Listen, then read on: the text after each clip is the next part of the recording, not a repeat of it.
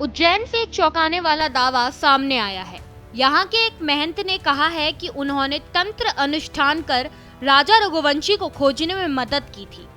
इस अनुष्ठान के 5वें दिन ही राजा का शव बरामद हुआ। महंत रामेश्वरम दास का दावा है कि राजा के परिजन उनकी शरण में आए थे और फिर उन्होंने विशेष प्रक्रिया शुरू की थी। महंत रामेश्वरम दास ने बताया कि जब राजा और सोनम लापता हुए तब उनका पूरा परिवार बेहद परेशान था। परिजन देवास तक गए लेकिन कोई सुराग नहीं मिला। फिर वे उज्जैन पहुंचे और रामेश्वरम दास से मिले। महंत ने उन्हें भरोसा दिलाया कि 5 दिन के भीतर कुछ ना कुछ पता चल जाएगा, लेकिन इसके लिए जरूरी था एक विशेष अनुष्ठान। 28 मई को राजा और सोनम का फोटो और राजा के कपड़े आश्रम लाए गए। अभिषेक नाम के युवक ने ये सामान महंत को सौंपा। इसके बाद शुरू हुआ तंत्र अनुष्ठान। महंत ने बताया कि राजा के कपड़े में एक अभिमंत्रित यंत्र रखा गया। उस यंत्र को गोबर से लीपकर कपड़ों में लपेटा गया और फिर उस पर 50 किलो वजन रखकर मंत्रों का जाप शुरू हुआ। सुबह और शाम एक माला का जाप किया गया जिनमें अलग अलग बीज मंत्र शामिल थे। हर अक्षर का अपना अपना अलग महत्व था। हमारे पास एक हमारा शिष्य है गुजरात वाले, उनके वो मिलने वाले थे, तो राजा के परिवार का एक व्यक्ति उनके साथ में आया था। क्योंकि ये लापता हुए थे तो वो परेशान हो रहे थे, तो देवास भी गए थे वो, वहाँ पर भी उनको कोई सही मार्गदर्शन नहीं मिला।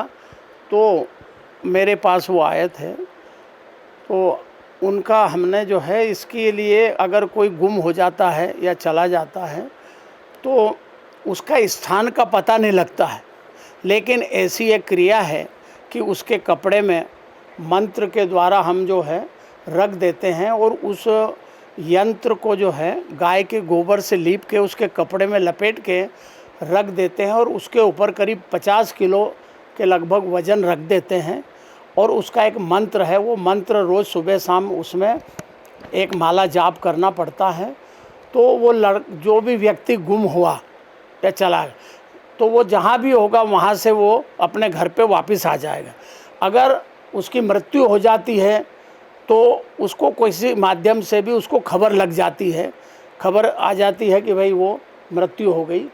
ये उसकी एक हमारी अनुष्ठान के 5वें दिन यानी 2 जून को राजा का शव मिल गया और अब सोनम की जानकारी भी पुलिस को मिल चुकी है।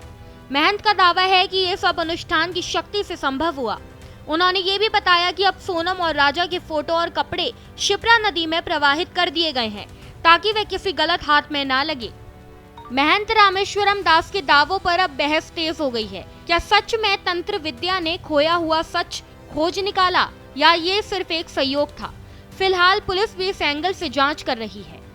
भारत एक्सप्रेस के लिए उज्जैन से मनोज भटनागर की रिपोर्ट।